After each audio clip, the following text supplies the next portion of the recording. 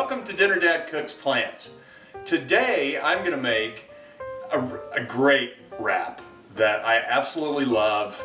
It is great for weeknight when you're home from work late and you don't feel like cooking and time is of the essence. It's a real simple wrap called a curry peanut wrap.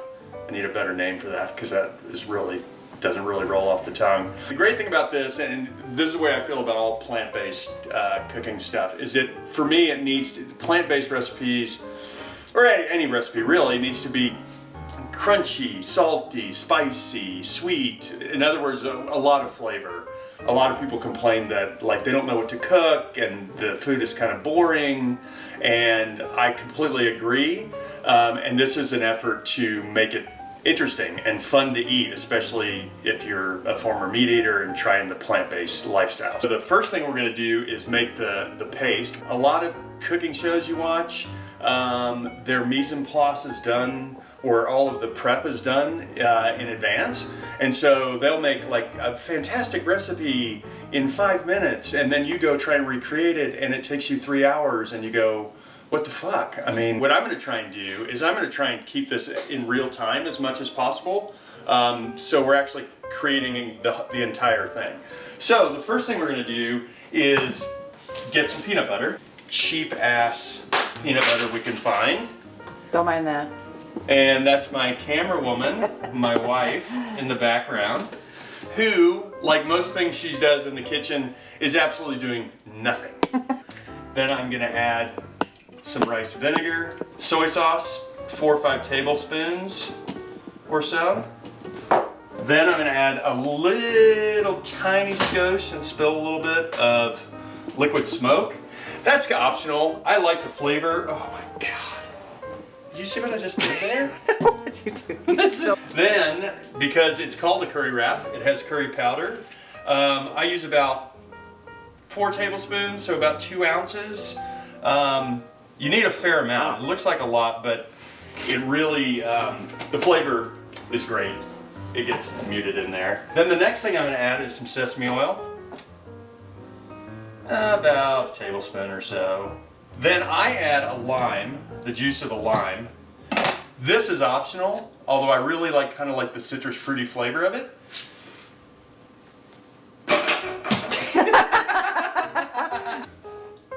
Yay, better. Yeah. Oh, and then for a little bit of sweet, we're gonna add a little honey, a couple tablespoons. This is kind of a trick. If you don't want the honey to stick to, if you are measuring like I am, you can give the spoon a little spritz of spray Pam or some spray oil. 3 tablespoons, I think. That's 2. And 3. And then the last few things are actually where we're going to have to do a little chopping. So the main key ingredient in this is ginger root.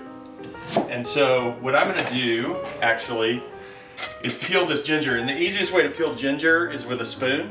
I mean, the skin comes off really easily. About 2 ounces, I'd say, of ginger root.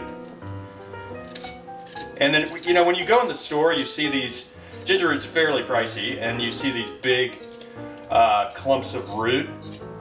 You don't have to buy the whole thing. Just snap it off and get the exact size that you want. And then I'm just going to do actually a fairly small dice to this.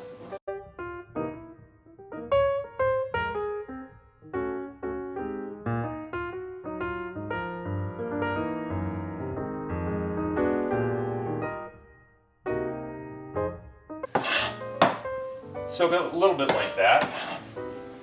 That goes in there. And then the next thing I'm going to do is add a shit ton, actually not that much, a fair amount of garlic. Now, you could quite easily, if you have a microplane grater, you can certainly use that. That tends to make it's pretty interesting, it makes the cell walls rupture. So it actually gets more garlic flavor, pretty in your face. I like it that way, but my microplane is on the other side of the room and I'm lazy, so I'm just gonna give it a bash.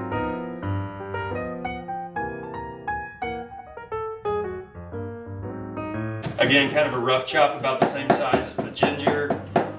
You want it fine enough to where, again, you don't bite down on a whole piece, but doesn't have to be a super puree. I think that's it. So to whip this up, you can certainly use a hand whisk. It's a little messy at first, but then it will start mixing together. You'll give your arm a little bit of a workout. So instead, what I'm gonna do is use my trusty Hamilton Beach hand mixer that's been in the pantry for about 20 years.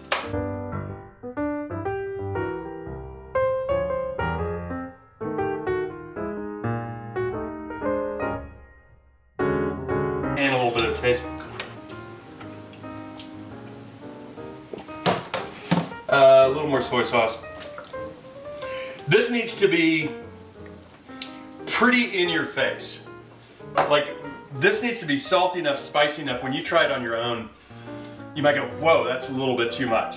But the deal is, when it's mixed with a number of vegetables in a wrap, the flavor is going to disperse. You need a fair amount of salt. It's like salting a big cut of meat. You know, it looks like a lot, but you have a lot of food and a lot of stuff.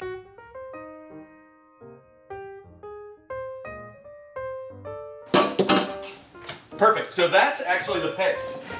You want to bring it to the camera? Yes. Look at that. Nice. Doesn't that look delicious? Thank you. Now we're just going to build the wrap. This could basically have anything in it. Since it's somewhat Asian in feel with the curry and the soy and the ginger, I tend to keep it kind of Asian.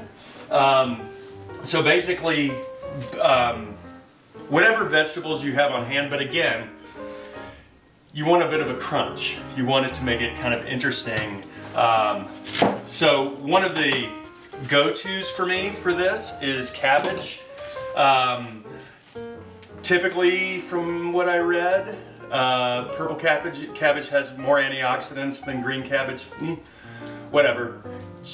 Use whatever cabbage you have.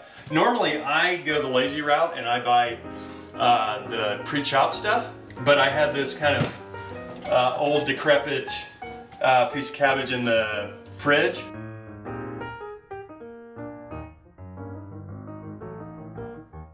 The other thing that goes great in here is a cucumber. God. Dear, don't go there. Come on. So what I do with the cucumber, I typically don't want seeds in here. You can cut it down the center and scoop it out with a spoon, but I typically just cut off center. Like that, and then I just toss that seed cylinder, and then I just give these a little bit of a thinner cut. So then I've got my cucumber, I've got my cabbage, I've got my grated carrots, because if there's one thing I hate more than peeling carrots is grating carrots, so carrots. One of the key ingredients in this for me is bean sprouts. They're super potent. So I don't like a lot of them. And then the one super key ingredient is some basil. I just get a couple of leaves, probably about half the pack. Obviously in summertime when you have basil growing, it's much easier to get it. Oh, is it regular basil or Thai basil? This is Thai basil. Thank you for the question, sweetie, that's very helpful. So with all of that, we can build a wrap. The 14-inch burrito size that you'll see in all the taquerias are great for this, but they carry a lot of calories with them and are a little bit too much for like one person. You don't want a wheat tortilla? No, I do not want a wheat tortilla. Those are disgusting. They're tasty. No, they're not. So I'll show you what I'm going to do. I'm going to actually use a little crutch of aluminum foil. Let me grab a spreader. And it'll help roll it really tightly and keep it all compressed because you have, I mean, it's not super annoying, but you do have a lot of like random threads of cabbage and stuff that can spill out. So basically you just cover wall to wall the whole tortilla. Does the camera really put on 10 pounds? No. Do you have my boobs in here? Yes. The black is slimming. You're just jealous because they're perkier than The black yours is are. slimming. It's Whatever. slimming. Yes. Okay, so now let's build it. First thing, in no particular order, I tend to put these kind of loose strands on the peanut butter itself, so it'll kind of, in essence, like glue it together. So then I'll take some cabbage, some shredded carrots, some of my bean sprouts. For me, that's plenty. Like I said, these are super overpowering. They have a great flavor, but got too much and they can get a little much. The Thai basil leaves. We'll throw in a couple strands of cucumber. We'll go for our VIP soigné. Swan. Yeah, it's a French term. Is it? Yeah, I don't really know what it means, but I like the way it sounds. It's something to do with cooking. All right. Is that it? Thai basil? I think that's it. I think that's it. Okay. And then we're just gonna roll. And so what you do with, and I'm gonna grab my crutch here, which is the foil, as I said. So the thing with burritos, people get like a little, not squeamish, but like nervous about rolling them, and sushi as well, about making them tight. So what you can do is, with your fingers, at least part of this filling, as you roll, apply a little pressure, and then pull or pinch with my hands, or your hands.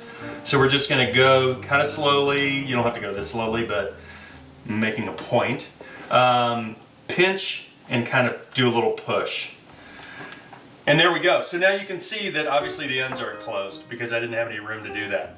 So what I'm gonna do is just grab a little foil. You can use saran wrap as well.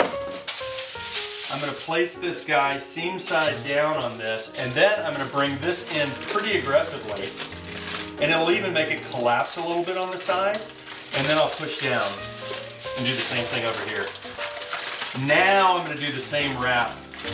Now if you didn't wanna waste foil or didn't wanna waste saran, I get it. You don't have to do that, but I like this, especially for serving when we're eating dinner. And then we're just gonna cut it. And look at that, isn't that beautiful? And then take a bite.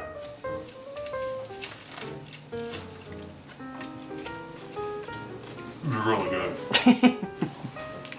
We have so much going on in here. It's so good, and the texture's great. And that is the curry peanut wrap. I'm the dinner dad with my wife Kim, the camera person. The grueling job. Please join us again for another episode whenever we post it. Bye.